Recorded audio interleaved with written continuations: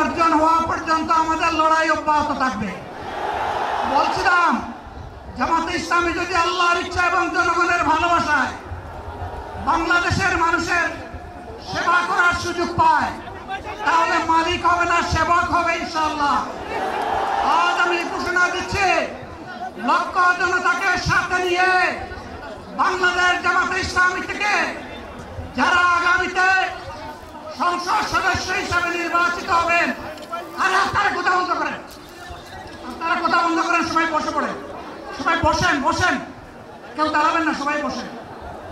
যদি আল্লাহর ইচ্ছায় জনগণের ভালোবাসায় বাংলাদেশ জামাতে ইসলামী থেকে সংসদ সদস্যরা নির্বাচিত হয়ে সরকার গঠন করেন, তাহলে কোন এমপি, কোন মন্ত্রী আগামীতে সরকার কিন্তু প্লট গ্রহণ করবে না।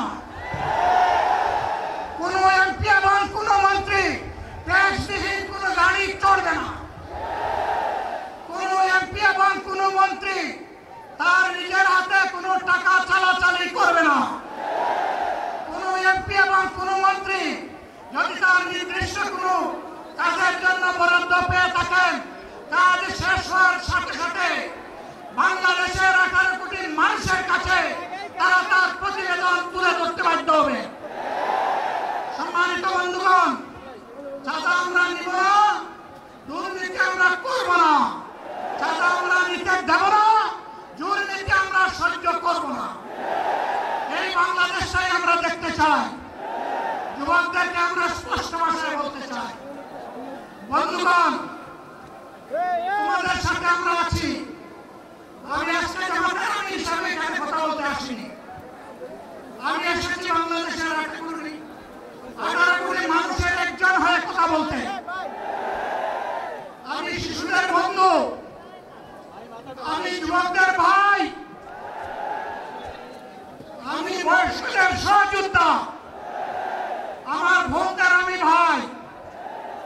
সুতরাং তাদের মুক্তির জন্যই আমি দায়িত্ব নিয়ে আসতে এখানে দাঁড়িয়েছিলাম।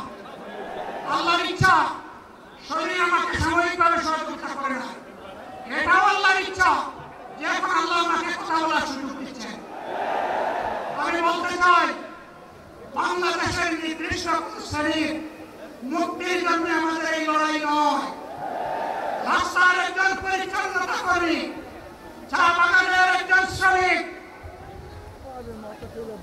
রক্ত পানি করে ঘাম জড়ানো আমার একজন রিক্সা চালক ভাই মাঠে ময়দানে বাংলাদেশের মানুষের মুখে যারা এক মুঠো ভাত তুলে দিতে চায়, আমার সেই কৃষক বন্ধুটি, আমি তাদের হয়ে আজকে এখানে কথা বলতে এসেছি। আমি কোন অভিজাত শ্রেণীর হয়ে এখানে কথা বলতে আসি না। আল্লাহ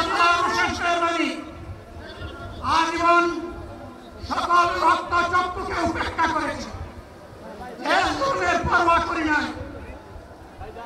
আমার আফসোস, 24 সালে জাতিকে মুক্তি দিতে গিয়ে যারা জীবন দিয়ে শহীদ হলো, আমি তাদের একজন হতে পারলাম না। আপনাদের কাছে দোয়া চাই, ইনসাফের ভিত্তিতে একটি দেশ গড়ে তোলার জন্য আগামীতে যে লড়াই হবে, আমার আল্লাহ যেন সেই লড়াইয়ে আমাকে একজন শহীদ হিসাবে কবুল করে। সম্মানিত বন্ধুগণ, আমাদের প্রিয় শহীদ নেতৃবৃন্দ 2006 সালের 28 অক্টোবর থেকে শুরু করে পল্টন গণহত্যা, শাপলা গণহত্যা, সারা দেশের গণহত্যা, পিলখানার গণহত্যা, 24-এর গণহত্যা, এই গণহত্যা যারা করেছে তাদের সকলের বিচার বাংলাদেশের মাটিতে নিশ্চিত করতে হবে। বিচারের দৃশ্যমান প্রক্রিয়া শুরু না করা পর্যন্ত পুরোনো ব্যবস্থাপত্রে বাংলাদেশ আর চলবে না। এতগুলো মানুষ এমনি এমনি জীবন দেয় নাই, জীবন দিয়েছে জাতির মুক্তির জন্য। যদি প্রস্তাবটা পুরোনো সব কিছুই টিকে থাকবে, তাহলে কেন তারা জীবন দিয়েছিল? যারা ওই ব্যবস্থাপনায় বাংলাদেশকে আবার করতে চান, তাদেরকে আমরা বলি জুলাই যুদ্ধ করে যারা জীবন দিয়েছে আগে তাদের জীবনটা ফেরত এনে দেন।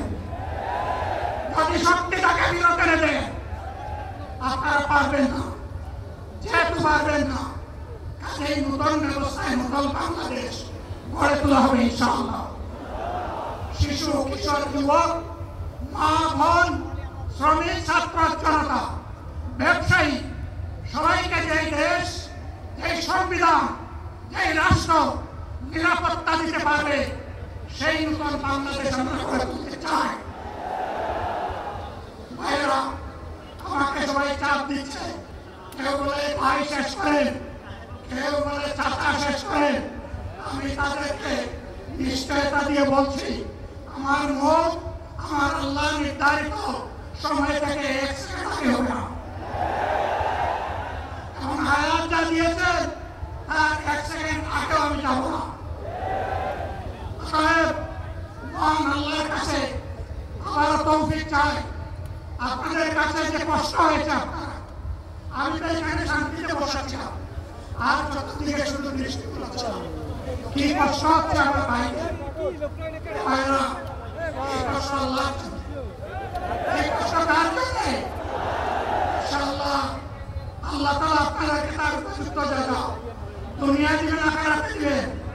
আপনাদের এই ত্যাগের বিনিময়ে নতুন বাংলাদেশ আমরা পেয়ে যাব। আসুন সেই নতুন বাংলাদেশের জন্য একবার স্লোগান দিয়ে শেষ করি। নারে তাকবীর। আসসালামু আলাইকুম ওয়া রাহমাতুল্লাহ।